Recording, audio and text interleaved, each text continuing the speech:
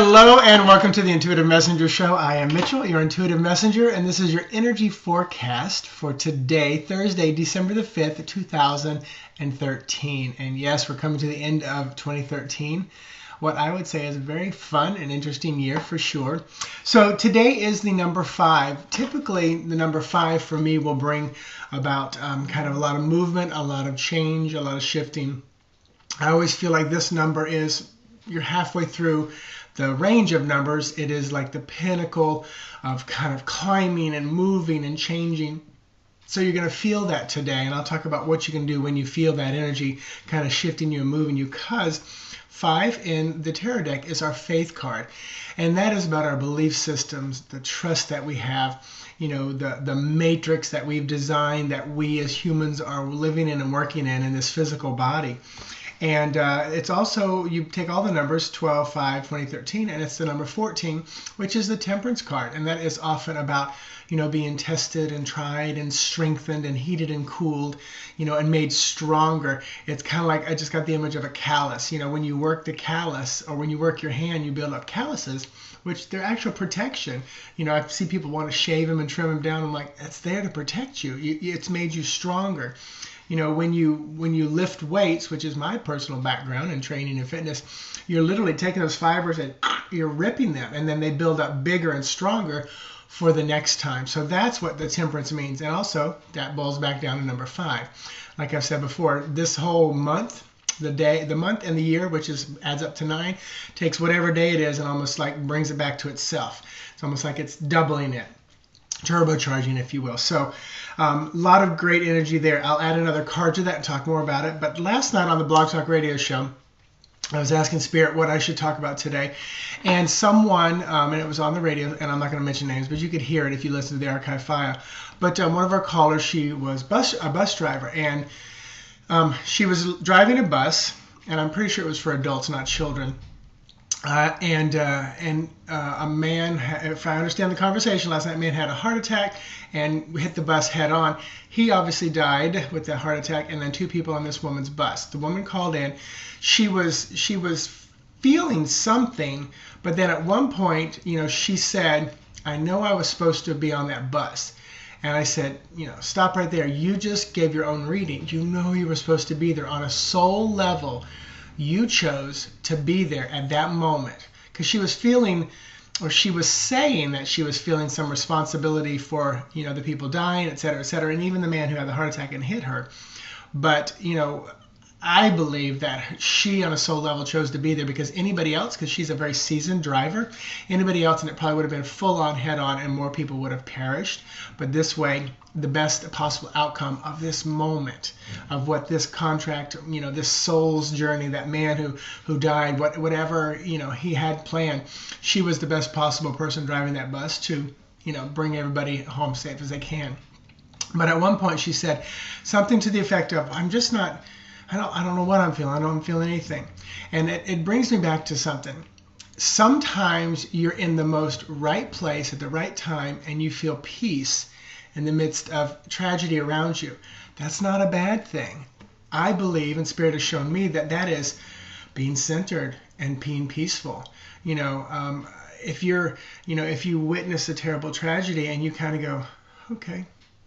It's like, and the world around us is posting in the news, and everybody's telling us we should be crying and sad and upset and da da da. And I remember being, you know, deep in the Christian church, and people would wail and cry as someone died. And I remember thinking, but we're teaching, and this is, you know, the naive personality. I said, but we're teaching that they're in a better place. We're teaching this, and I understood as humans we are grieving that loss.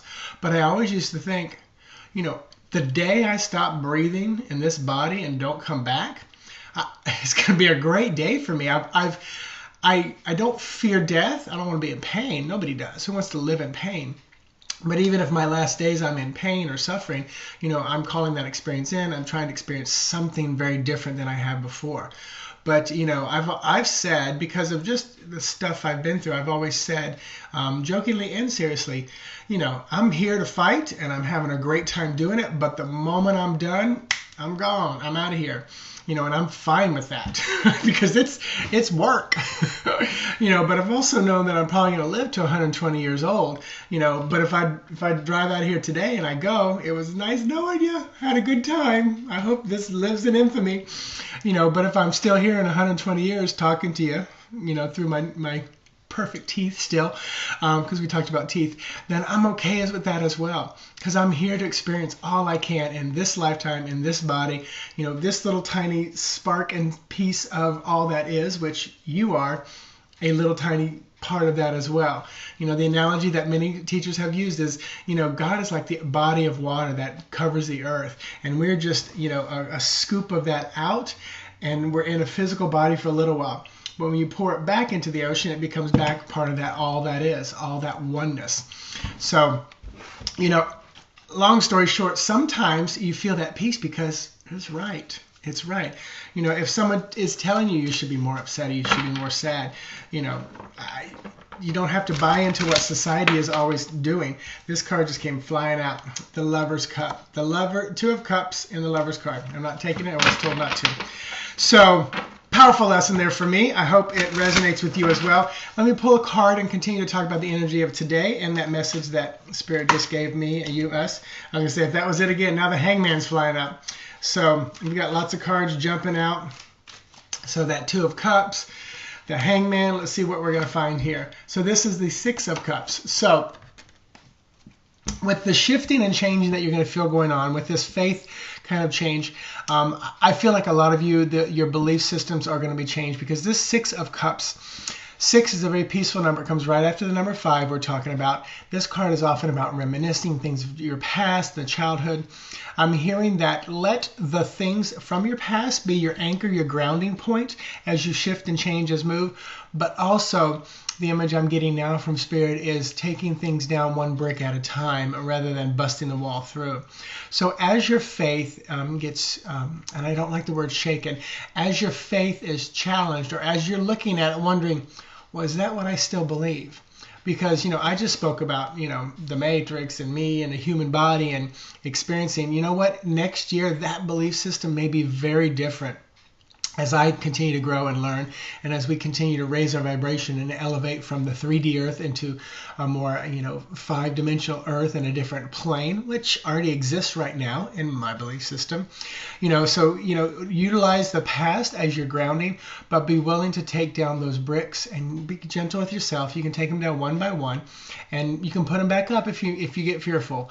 But I encourage you to take them down gently, start peeking through the holes, looking around the wall, and seeing what's on the other side, because a lot of times it's beautiful, bright, and wonderful, and it's often that it's a higher vibration, and that can scare us. That's why most people, when they encounter a spirit or someone from the other side, or in dream time, when you encounter something that looks evil, awful, mean, and nasty, it's usually not that. It's usually one of our loved ones or someone from the other side coming to us, but because we've never experienced that vibration, it shakes everything we are. It's like being in an earthquake. I mean, that's got to be scary. I always said I would love to go through an earthquake. I would love to experience that. I don't want my house to fall down or be hurt, but I've never experienced that. That's why people jump out of airplanes, because they've never experienced falling from the sky. And it's a new experience. And I think people get addicted to that adrenaline, that rush. And early on in my work, it was neat to have, Spirit come right face to face to me and see them. And I feel them now just like I talk to a friend on the phone or face to face. So all that being said, utilize your past as your grounding, as your anchor as you move forward, but be willing to take down those bricks one by one, look through the holes, look around at what's on the other side, especially when it comes to what you believe from a spiritual perspective or from all that is in this world. So it's a longer message today. Hope you enjoyed. So what do I say to you? I say check out my website, intuitivemessenger.org, if you ever want a coaching session with me.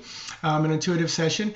Running a special right now, $50 for 30 minutes to the end of this year, and you can use it anytime between now and the end of January. Also doing a full spread, just a kind of a roadmap for the whole year, 1 card a day, and I'm allowing Spirit to speak through you to you. So just let me know what you want. I can teach you one-on-one, I can teach you in a group through Skype, and I can come to you if it's local as well. So opening myself up as a teacher, as always, and as a coach and an intuitive. So I say to you, namaste, have an amazing day. I will talk to you guys tomorrow. Bye-bye.